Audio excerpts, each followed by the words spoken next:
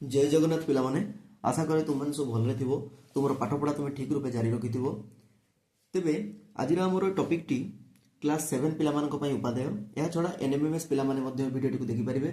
ए video को follow करले से माने तांकर एनएमएमएस संबंधित बहुत भल भल क्वेश्चन पाई जिवे ता छडा तांको कांसेप्ट एकदम क्लियर हो जिवो। आज हमर टॉपिक टी होची गंगा ब्रह्मपुत्र अववाहिका।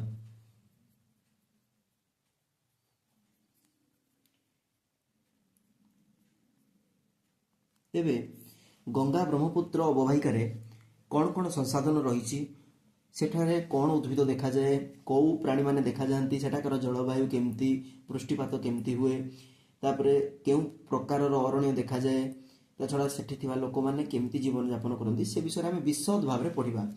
तेबे आम एटा केउ महादेश विषय कथा हेउचे ना आम एटा एशिया महादेश विषय कथा हेउचे जोटा कि आकार रे हेउची प्रथम मु कहिथिले गोटे सूत्र ए आ उद ए माने एशिया आ माने आफ्रिका उ माने उत्तर अमेरिका द माने दक्षिण अमेरिका। तेबे एशिया महादेश विषय कहूचे एबे कथा हेउची Ganga and Brahmaputra both the rivers come from Himalayan range. ए दीटा होची हिमालय रु आसीथिबा नदी दीटा जाक नदी आकार रे बहुत बड़। In fact Ganga is the largest river in India. भारतर एटा होची सबुटु बृहत्तम नदी जहाँ आम माता रूपे संबोधन कर शिवंक जटार सौंदर्य गंगा नदी बढ़ाए। उत्तर भारतर बड़ नदी बा समग्र भारतर बड़ नदी हूँ गंगा नदी। तेबे एठी कहवा बाहुल्य जे गंगा नदी और ब्रह्मपुत्र नदी दीटाक नदी वर्ष सारा चिरस्रोता थांती तथा सुनाबिया थांती अर्थात वर्ष सारा से पानी भरपूर रहे केबे पानी सुखेनी कहीं ना ग्लेसियर जोटा को आम कहूचे हिमोटपर पर्वत उपरे जो जमी रही आमर बरफ ताको आम ग्लेसियर बा हिमोटपर कहू। हिमोटपर रु आमर जल बारंबार झरी झरी आसिकी से नदी दीटा को बारंबार से पानी जोगाई थाए फल नदी दीटा वर्ष सारा चिरस्रोता थांती एवं सुनाबिया माने वर्ष सारा नौका से चलवा सफिसीयंट पानी से थाए। तेरे कथा हेउची एई दुईटी जाक नदी जेतेबेले पहाड़रू खसंती निज सहित से माने कौन करती किसी सूक्ष्म शिलारेणु तथा जैविक पदार्थ आनी थांती जहां आमे कहती पट्टू माटी। तेबे पट्टू माटी कहले कौन ना सूक्ष्म शिलारेणु तथा किसी जैविक पदार्थर समाहार को आमे पट्टू माटी कहूचे। तेबे एई जो पट्टू माटी अत्यंत उर्वर बा कृषि उपयोगी कृषि करिया पय सबुटु बेस्ट सॉइल एटा। तेबे एई माटी दीटा तेबे एई माटी को एई नदी दीटा आनिकी जेहेतु संचय करी करी भूमि रूपड़ा तैयारी करछंती तेणु आमे कहि परिबा गंगा ब्रह्मपुत्र अववाहिकाटी होचे एक संचय जनित भूमि रूप। आशा करे तुम मैंने बुझी पार्थुबो। या छड़ा एई अंचल को आमे गंगा ब्रह्मपुत्र त्रिकोण भूमि बोली मध्य कहि थाउ। तेबे एठाकार जलवायु केमती रहिबो जलवायु विषय आम केमती कौन एनालिसिस करवा ना आम उत्तर भारत विषय कथा होचे माइंड क्लियर रख पिला माने। एठे ग्रीष्म ऋतु रे प्रबल गरम हुए ठीक से हीपरी शीत ऋतु रे प्रबल शीत हुए। ग्रीष्म ऋतु रे प्रबल गरम हुए शीत ऋतु रे प्रबल शीत अनुभूत हुए ठीक अच्छी।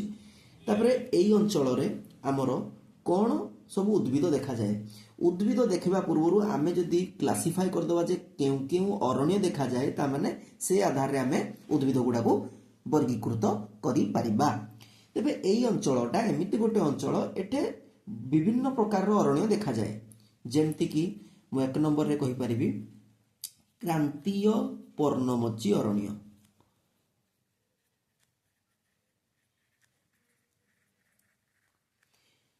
याकु आमे आउ कोन कहिबा याकु आमे कहिबा मौसुमी अरण्य कारण एई अरण्य रे थिबा गछ गुडिक हमर मौसुमी वर्षा उपरे निर्भर करथारु आमे याकु कहिबा मौसुमी अरण्य। तेबे क्रांतीय काहे कि तुमे जानिथिबो भारत को कर्कट क्रांति समान विभाग रे विभक्त करे ठीक अछि। तेनु भारतर आमर जलवायुटा मोटामोटी रूपे क्रांतीय जलवायु अटे।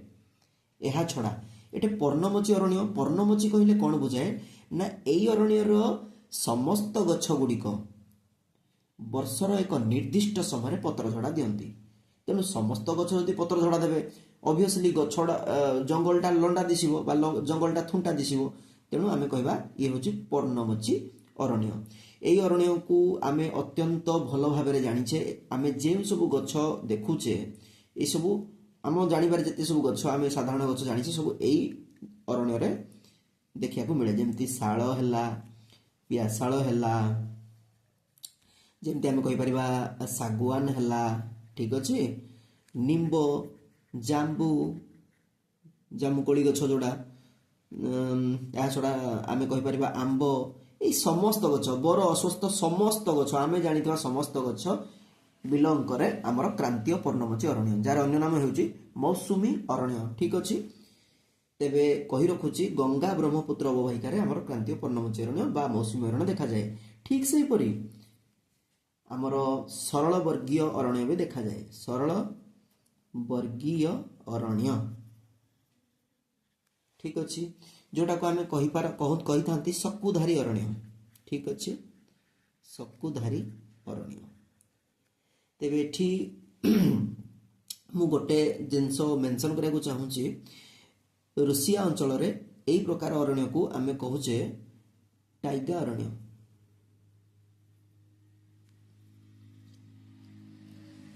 ଟାଇଗା ଅରଣ୍ୟ ସାଧାରଣତଃ ସାଇବେରିଆ ଅଞ୍ଚଳରେ ତୁମେ ଦେଖିବାକୁ ପଡ଼ିବ। ଆଉ ସାଇବେରିଆନ୍ ଟାଇଗର ସେଟା ହେଉଛି ସାରା ପୃଥିବୀର ଆମର ଟାଇଗର ସ୍ପେସିସ୍ ଭିତରେ ସବୁଠୁ ଲାର୍ଜେଷ୍ଟ।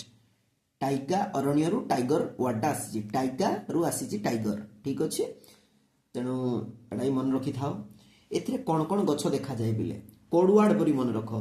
ଏଥିରେ ଏଇ ଜାଗାଟା ଏମିତି ଜାଗା, ତୁନ୍ଦ୍ରାଞ୍ଚଳ ତ ଆମେ କହିପାରିବାନି, ମାତ୍ର ଆମେ କହିପାରିବା ଏଇ ଅଞ୍ଚଳରେ ଶୀତ ଦିନେ ବରଫ ପଡ଼େ, ତୁଷାର ପଡ଼େ, ବରଫ ପଡ଼େନି, ମାନେ କରକାପାତ ହୁଏନି, ବରଂ ତୁଷାରପାତ ହୁଏ, ଗୁଣ୍ଡ ବରଫ, ସ୍ନୋ ପଡ଼େ। ତେବେ এই ଅଞ୍ଚଳରେ କ'ଣ କ'ଣ ଗଛ ଦେଖାଯାଏ ନା ଚିର୍। ତୁମେ ଯଦି ସେ ଅଞ୍ଚଳକୁ ଯିବ ତାହେଲେ ଏଇ ଚିର୍ ଗଛର ପତ୍ର ଯୋଗାଡ଼ କରି ନିଜ ପାଇଁ ଚା ବନେଇ ପାରିବ। ଯଦି ନ ମିଳିଲା ତାହେଲେ ଫିର୍ ଗଛ ଦେଖିବ, ଚିର୍ ବା ଫିର୍ ଗଛର ପତ୍ରରୁ ତୁମେ ଚା ବନେଇ ପାରିବ। ଏଇଟା ଏକ୍ସଟ୍ରା ଜିନିଷ ଗୁଡ଼ା ମୁଁ ବତାଉଛି, ତୁମକୁ ମନେ ରଖିବା ପାଇଁ ଇଜି ହେବ।